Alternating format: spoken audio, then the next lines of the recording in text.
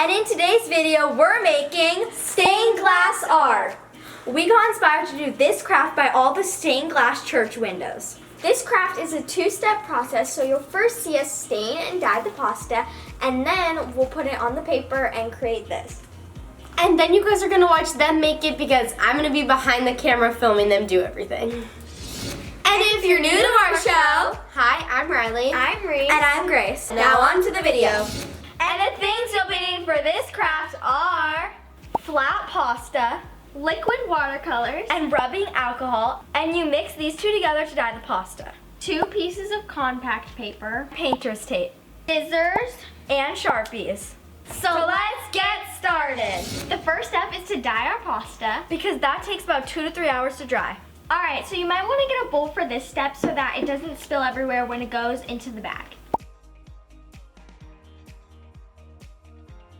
So you're going to take a plastic bag and put it inside your bowl.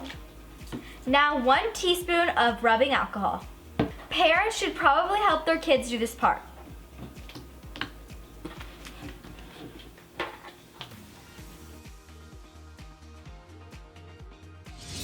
Alright, the next step is to add in your liquid watercolors, and you only need a few squirts. I'm using violet. And I'm using yellow. And then you're just going to mix it together. Then open it up and put it back into your bowl. Now you're going to take your flat pasta, which you can find at your local grocery store, and break it up into bigger or smaller pieces and put them inside your bag.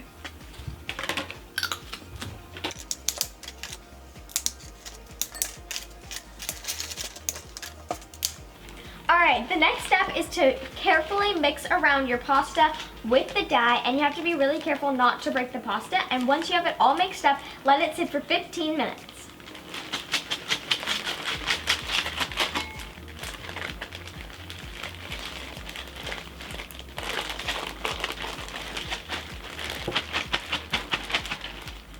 Alright guys, so mine is looking a little faded, so I think I need a little more watercolor, so that's what I'm going to add right now. And I'm happy with the way mine turned out.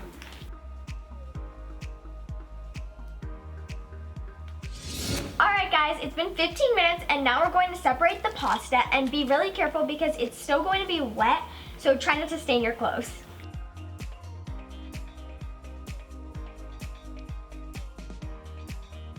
To separate your pasta, you could use your fingers or a butter knife if you don't want to touch the dye.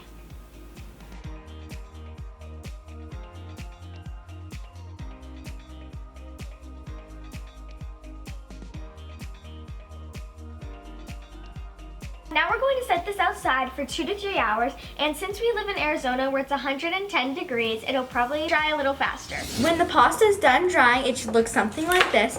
And you'll see it might have curled, but that's okay because you can smush them. Reese and I are going to be working together to make 1 stained glass window. We already cut our paper, and it's going to be about a 10 by 10 square.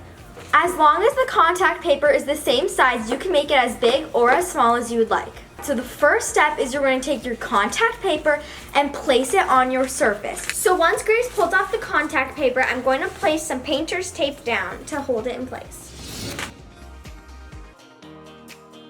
Alright guys, make sure that when you put your contact paper down, the sticky side is facing up.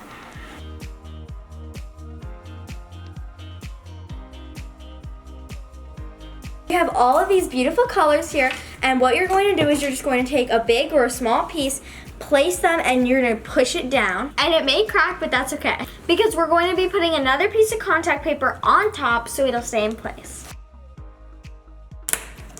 And make sure you're pressing them down hard.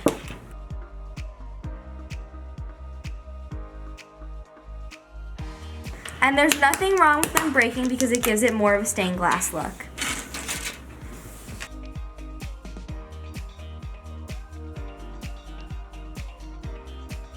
If you notice that the video quality is different, we had to change cameras.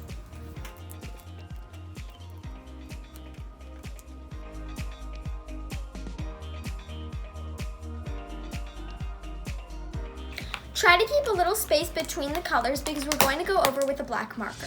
All right, everyone, we're pretty happy with how it turned out. So now we're going to put the other contact paper on top with the sticky part facing the pasta. And you're going to use your fingers to really get in between those crevices to make sure the pasta stays in place.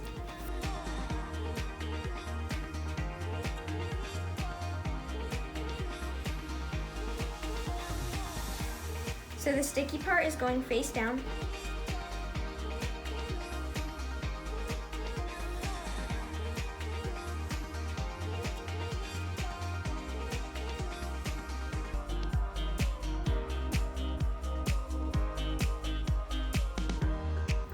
After you have put your second piece of contact paper and ran your finger through all the crevices, you're going to take the painter's tape and remove it.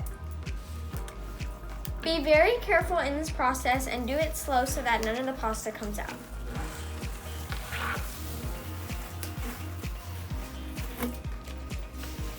And then seal it up. And then if you have extra, fold it over. This is what it looks like so far. The last step is to take a black Sharpie and fill in any crevices.